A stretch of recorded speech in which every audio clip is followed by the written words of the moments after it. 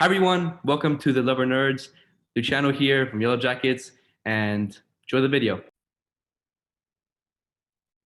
Hello, everyone, and welcome yourselves back to the YouTube channel, back for the second episode of Ahsoka, one of, if not the best Star Wars show to date. Huge fan of Mandalorian. I enjoyed what they did with both. Andor was a bit of a hit and miss show for me. Kenobi's had its moments, and I've not really touched on the animation stuff, but obviously what I've seen of them, this is truly incredible. What they're doing with the characters of Rebels is so good. The story and just the lead up to Thrawn's return is so good. Dave Filoni and Jon Favreau just know what to do when it comes to writing a show. So subscribe, like, comment down below your thoughts on episode 2. Expect episode 3 to drop the day after, and episode 4 to be after that. So we are fully caught up, and we'll be going back to every Wednesday when the episodes drop. So enjoy the video. So this episode was simply this. We got to see an incredible fight between Ahsoka and the masked vigilante who's working alongside the Inquisitors. It was awesome because he has like the curved handle.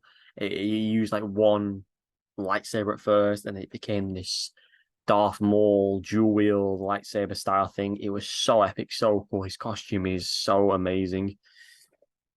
Um, I loved how they did the hologram for the Inquisitors when they came in towards the end when they were talking to Morgan. Thought that was really cool. I think I don't know his name. The main male Inquisitor, I think he's one of my favorite villains in years. He hasn't done much in the sense of fighting and violence and that sort of stuff at the moment, but I think his monologues, his conversations, the way he delivers his lines, the way he interacts with characters, the way he speaks fondly still of the Jedi and hopes that they don't have to kill Ahsoka because it'd be such a waste. I think he is a very good villain that they've implemented into the story that doesn't have to be a pure villain, but he's doing things so he and his apprentice can have this power. And it's a shame that the actor is dead in real life. So regardless of whatever his fate is in this series, we will never see this character again unless they have this crazy AI, sort of stuff in the future. But I think he is definitely one of the highlights of the show. You've got Hera, you've got Chopper, you've got Sabine, Ahsoka, all those dynamics going on. I think it's brilliant to see their relationships come from what was in Rebels to this, how they've matured and different from what they used to be. I love how Ahsoka called Sabine Padawan at the end. That little look from Sabine was brilliant. I just think, this multiple galaxy storyline that's setting up, the worlds between worlds, the fact that obviously Morgan's plan is to free Thrawn, that there's going to be a possible war in the future, which is the movie we're going to see in a few years, featuring Mando and Boba and Ahsoka and all the other characters that are left within this universe that will lead into the Rey film, most likely. I think this is some of the greatest writing we've seen on bar with what Mandalorian did. Jon Favreau and Dave Filoni should be given every Star Wars story, and they should literally be able to run with it because they know what it takes to be a Star Wars lover and fan. They are so careful with the stories. Yeah, granted, they've made errors. Um, but I just think episode 1 and episode 2 have been so brilliant, so well written.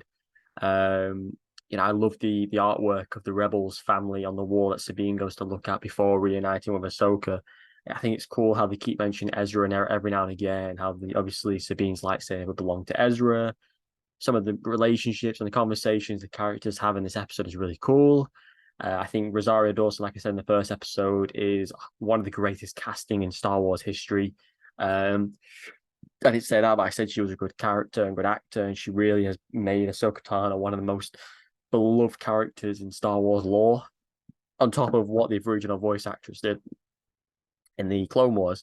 But when I say this, I think you think of Ewan McGregor as Obi-Wan Kenobi and Hayden Christensen as Anakin, and then you always wondered how after Clone Wars how they would ever bring Ahsoka Tano to the big screen or the small screen, if you will. And I think what Rosario Dawson has done, her the way she talks, her attitude, the way she moves with the lightsabers, it's some of the best lightsaber combat we've seen in years.